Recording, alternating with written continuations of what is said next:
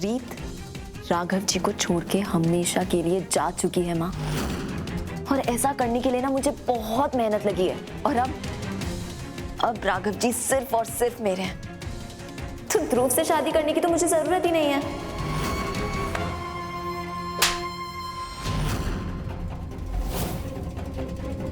तू अकल की अंधी हो गई है। तुझे क्या लग रहा है राघव रीत को छोड़कर तेरे साथ आ जाएगा क्या? तू पागल हो गई है कीर्ति?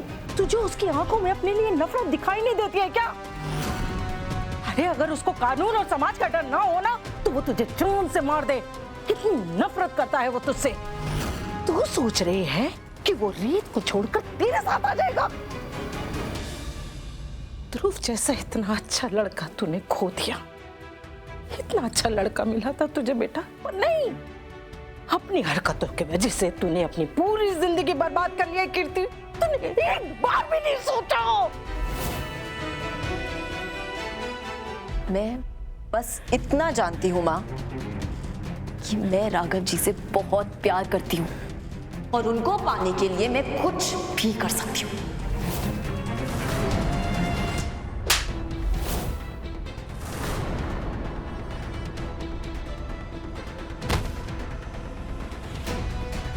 हे भगवान, क्या कर लिया इस लड़की ने? क्या होगा इसकी जिंदगी का? आंटी जी, मैंने आपको इतनी बड़ी बात बताई है कि रीत हमेशा हमेशा के लिए घर छोड़ के जा चुकी है, और आप एक ही समोसा ही खाई जा रही है।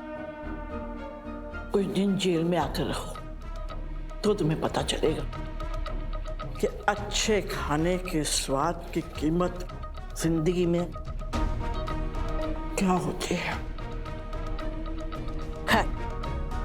छोड़ो, बताओ क्या चल रहा है?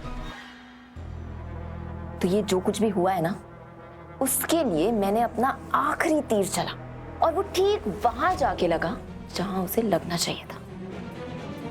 आपको पता है, रीत राघव से इतना नाराज है कि उसने राघव को एक मौका नहीं दिया उसको समझाने का। ये तो मेरा पहला ही कदम है, और ऐसा लग रहा है जैसे मैंने अपनी मंजिल ही पा ली है। लेकिन हाँ, अगर मैं थोड़ा सा लेट हो जाती ना रीत को ये सब बताने में, तो राघव आके मुझे गलत ठहरा देता उसके सामने, खुद को विक्टिम और मुझे उन दोनों के प्यार का दुश्मन बना देता।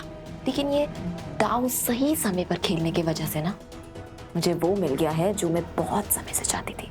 अगर तुम्हें लगता है कि तुमने सही कदम उठाया है और तुम्हें तुम्हारा इनाम भी मिल जाएगा, तो मेरे पास आकर अपना टाइम क्यों वेस्ट कर रही हो? अरे आंटी जी, आप तो नाराज ही हो जाती हैं। मैं आपको थैंक यू बोलने आई हूँ। हाँ, अब ये जितना खेल है ये सब आपने ही तो मुझे सिखाया है कि हर खेल में सबसे इम्पोर्टेंट क्या होता है? सब्र।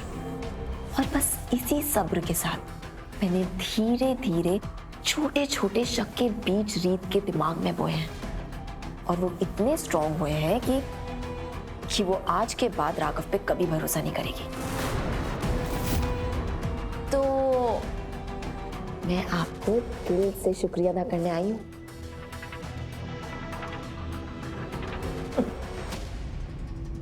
पैरों की मोच और छोटी सोच तुम जैसी लड़कियों को जिंदगी में बहुत आगे बढ़ने से रोकती है। तभी तो तुम लोगों को रास्ते में बीच में ही कहीं थैंक यू बोलना शुरू कर देते हो। लेकिन कीर्ति, तुम उतनी भोली भी नहीं हो, तो प्लीज सीधा मुद्दे पर आओ। इतनी भी क्या जल्दी है? कहाँ जाना है आपको यहाँ से? हाँ, मैं सीधा पॉइंट पर आती हूँ।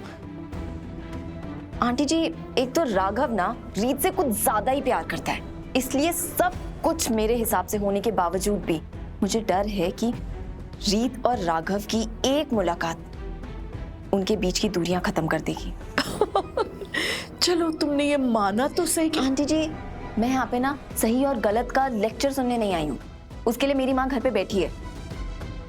मैं बस यहाँ पे इस प्रॉब्लम का सलूशन देखने आई हूँ।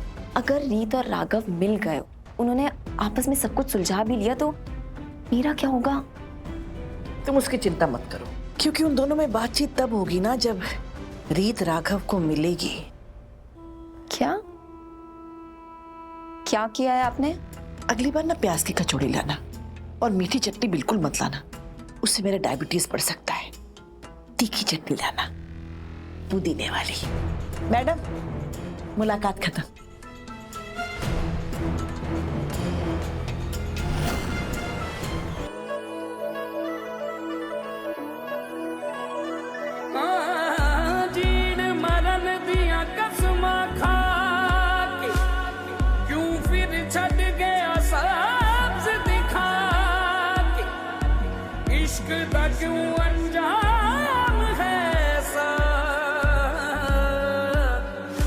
दानी कोई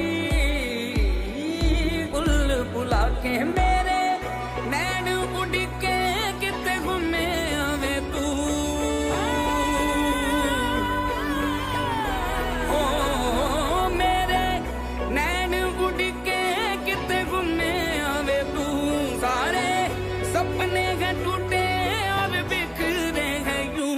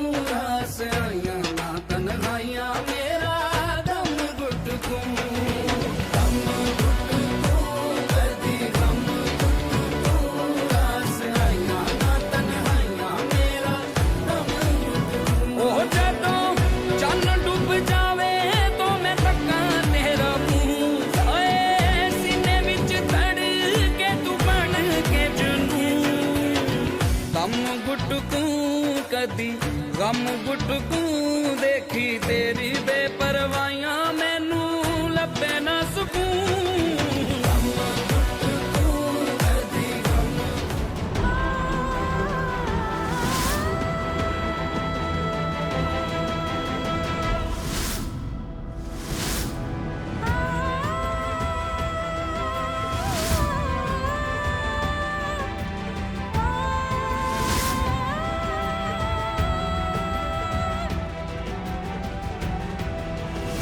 मम्मी,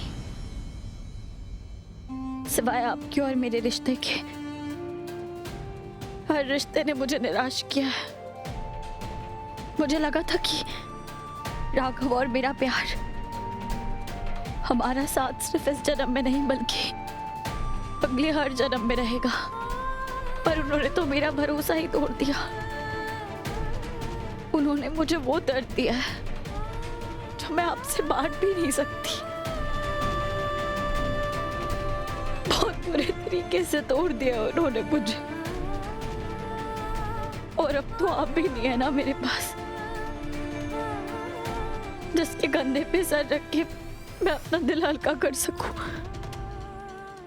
आज मुझे आपकी बहुत जरूरत है मम्मी, बहुत याद आ रही है आपकी। प्लीज वापस आ जाओ, प्लीज प्लीज वापस आ जाओ मम्मी।